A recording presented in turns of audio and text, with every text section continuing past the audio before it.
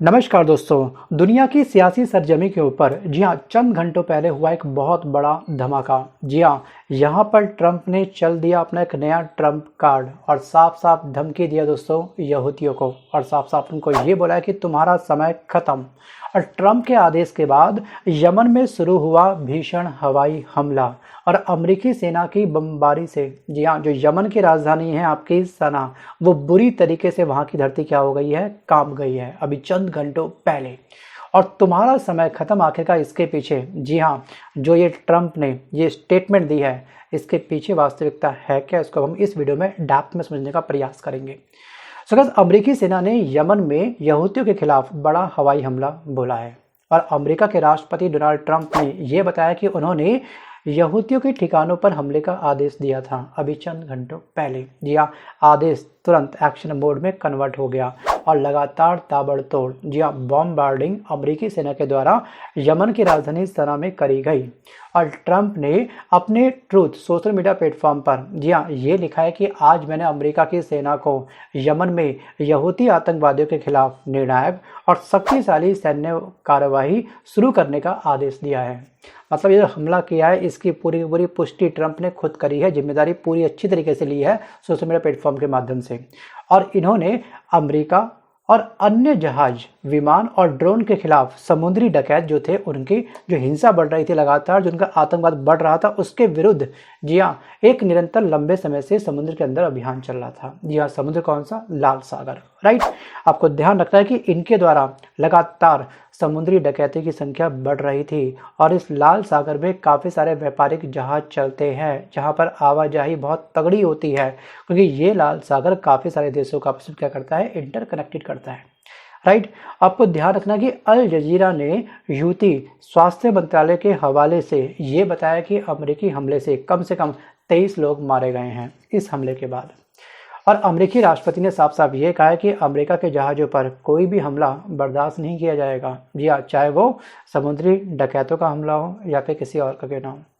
Actually दोस्तों यहाँ पे ना आपको ध्यान रखना है, इस मैप को आप ध्यान से देख लीजिएगा एक बार। एक तरफ दिखाई देगा ईरान, इसराइल और यमन, ये तीनों आपस में ना इंटरकनेक्टेड हैं। एक्चुअली दोस्तों ये हमला ना जो सना स्थान पे किया गया अमेरिका के द्वारा, वास्तविक रूप से दोस्तों ये सना स्थान पे जो हमला किया गया ये एक मैसेज है इसराइल के लिए, क्योंकि उनकी भी गतिविधियां इस स्थान पर बहुत अधिक बढ़ रही है। और अब ये जो इन्होंने धमकी दी है कि तुम्हारा समय खत्म, ये एक्चुअली यमन के लिए नहीं था, ये बल्कि इजराइल के लिए था।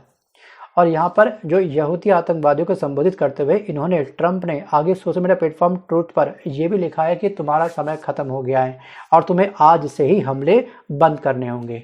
अगर ऐसा नहीं किया, ध्यान रखिएगा, अगर ऐसा नहीं किया तो ध्यान रखिएगा कि नरक की बरसात होगी। जी हाँ, यहाँ पर आपकी धरती पर जो धरती है आपकी नरक में तब्दील हो जाएगी, जैसा आपने पहले कभी नहीं देखा होगा, ना ही पहले कभी ऐसा हुआ होगा। सोचिए, इतनी बड़ी धमकी दे दी। एक्चुअली ट्रंप जो है ना वास्तविक रूप से मेक अमेरिका ग्रेट अगेन को लेकर के, या फिर दूसरा ये ट्रंप है, ये बहुत बड़े बिजनेस माइंड है, ये अपने 1 रुपये का लॉस नहीं झेल सकते हैं। और ये व्यापारिक जहाज पर कोई समुद्री डकैती आकर के इनके ऊपर समुद्र में जी हाँ जो उनके जहाज चल रहे हैं उस पर डकैती करेगी, उनको लॉस देगी, तो ये कैसे बर्दाश्त करेंगे। सो गाइस, अब तक जो पिछली सरकार थी जो बाइडेन की, वो लगातार शायद ये एक्टिविटी देख रही होगी, इस एक्टिविटी को अनदेखा कर रही होगी। ठीक है, समुद्री में डकैतियों ने डकैत करी है, जो डकैत थे उन्होंने डकैती करी है, जहाज लूटे हैं, इसकी खबर दोस्तों हर देश को पहुंच जाती है। क्या जो बाइडेन तक नहीं पहुंची होगी? पक्का पहुंची होगी। लेकिन जब से ट्रंप ने ये सरकार संभाली है, अमेरिका के राष्ट्रपति बने हैं, तब से ताबड़तोड़ यहाँ ये एक्शन मोड में आ चुके हैं। कोई भी धमकी हो, किसी के खिलाफ धमकी देनी हो, फटाक धमकी दे दूंगा, कोई दिक्कत नहीं। और अपने देश को मजबूत बनाने को लेकर के अभी हाल ही में उन्होंने रूस के राष्ट्रपति पुतिन के साथ मुलाकात करी थी। और तमाम यूरोपीय संघ जो अब तक जेलेंस्की को सपोर्ट कर रहे थे, यूक्रेन को सपोर्ट कर रहे थे, इनफैक्ट अमेरिका भी सपोर्ट कर रहा था, और यहाँ पर ट्रंप ने अपने कदम पीछे कर लिए थे, क्योंकि एक लंबा समय से दोस्तों सैनिक बल जी हाँ जेलेंस्की को सपोर्ट कर रहे थे ये ट्रंप लगातार, या फिर अमेरिका, तो कदम इन्होंने पीछे कर लिए थे। और उसके बाद तमाम दोस्तों ट्रंप ने अकेले अपने दम पर तमाम 28 देशों से पंगा लेना काफ़ी उचित समझा।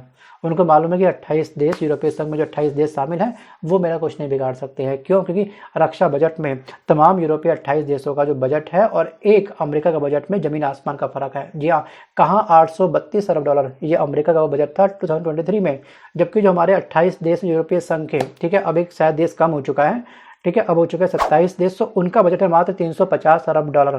सोचिए कहाँ पे 832, कहाँ पे 350, कितना बड़ा डिफरेंस है। और सैन्य बल एक तरफ है 14 लाख, मतलब अमेरिका के पास सैन्य बल है 14 लाख, और जो 28 देश है यूरोपीय संघ, उनके तमाम सैन्य बल है 13 लाख। और परमाणु हथियार 28 देशों में से केवल एक के पास है, फ्रांस के पास, वो भी कितनी संख्या है मात्र दोस्तों, वो भी केवल मात्र संख्या 290 है। जबकि अमेरिका के पास जो आपके परमाणु हथियार हैं, ठीक है, वो है आपके 5244। सोचिए जब ये 28 देश मिल करके भी ट्रंप को टक्कर नहीं दे सकते हैं, तो ये क्या ईरान, क्या इजराइल, क्या यमन। तो मेरे पॉइंट ऑफ व्यू से शायद इनको अब अपनी इस गतिविधियों में जो ये डकैती डाल रहे थे, समुद्र को में जा कर के व्यापारिक जहाज को लूट रहे थे, वह बंद करना चाहिए। अगर बंद नहीं करेंगे तो सच में, जी हाँ, जो ट्रंप ने कहा है ना तुम्हारा समय खत्म, तो शायद इनका समय खत्म ही होगा। बट आपको क्या लगता है, वीडियो को पॉज करके मंथन करिएगा। अगर आप, ठीक है, थोड़ी सी पॉइंट ऑफ व्यू से थोड़ा सा सोच के देखिएगा कि अगर आप अमेरिका के राष्ट्रपति होते तो आप यही एक्शन लेते, या फिर एक बातचीत का जरिया पहले ओपन करते हैं, ठीक है, वार्ता के टेबल पर बैठते, अगर नहीं मानते तो हवाई हमला करते। तो इन्होंने जो अचानक हमला किया है, ठीक है, ये कदम आपके पॉइंट ऑफ व्यू से क्या बिल्कुल सही है? वीडियो को पॉज करके मंथन करके कमेंट जरूर करिएगा। वापस आता हूँ टॉपिक की तरफ। और दोस्तों, यमन के लाल सागर वाले इलाके समेत अधिकांश भाग पर नियंत्रण रखने वाली यहूदी गाजा में फिलिस्तीनियों के समर्थन में व्यस्त समुद्री मार्ग को निशाना बना करके ये अभियान चलाते रहे हैं एक लंबे समय से।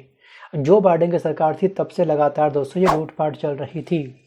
इस मैप में आप ध्यान से देखिएगा लाल सागर को, ठीक है, और इसके साथ जो करेक्टेड तमाम देश है उसको भी एक बार वीडियो को पॉज करके अच्छे से देख लीजिएगा। और ट्रंप ने यहूदियों के मुख्य समर्थक जो ईरान है, ईरान को भी चेतावनी दी है, मान जाओ वरना तुम्हारा खेल खत्म।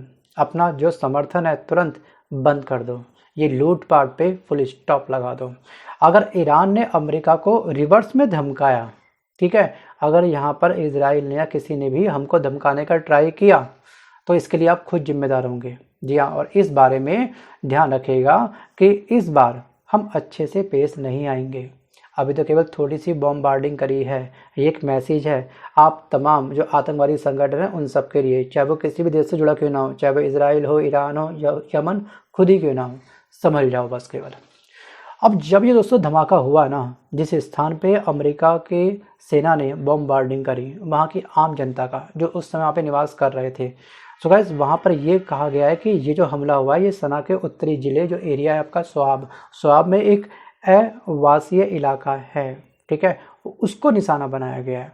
और इलाके के निवासियों ने यहाँ पर ये बताया कि हमला इतना तेज हुआ कि महिलाएं और बच्चे बुरी तरीके से डर गए। विस्फोट बहुत तेज हुआ, धरती में ऐसा लगा जैसे भूकंप आ चुका। सोचिए। आज के इस वीडियो में बस केवल इतना ही, लेकिन आपको ये बस ध्यान रखना है कि यहाँ पर ट्रंप ने लाल सागर में सभी इजरायली जहाज़ों की आवाजाही पर अब प्रतिबंध लगा दिया है। पहले भी एक बार प्रतिबंध लगाया था ट्रंप के द्वारा, लेकिन उसको दोबारा से रिज्यूम कर दिया गया था, उसको स्टार्ट कर दिया गया था। लेकिन इनकी जो एक्टिविटी अब बढ़ रही है ना, इनवाइड एक्टिविटी जो आपकी लाल सागर में बढ़ रही है, उसको मद्देनजर रखते हुए साफ साफ ट्रंप ने ये बोल दिया कि अब आपका जो ये रूट है इसको अब हम लोग फुल स्टॉप कर रहे हैं। अब हमारा जो बिगाड़ना बिगाड़ सकते हो। जी हाँ, ट्रंप ने साफ साफ जी हाँ हुंकार भरी है, ललकारा है इस समय तमाम देशों को, ईरान को भी, इजराइल को भी और यमन को भी। सो गाइस, ये केवल एक छोटी सी धमकी सच में असर दिखाएगी या फिर एक बहुत बड़े हमले में तब्दील होगी, अब ये बताएगा आने वाला समय। सो गाइस, आज के इस वीडियो में बस कर इतना ही। मिलता हूँ जल्द नए वीडियो के साथ, तब तक के लिए धन्यवाद।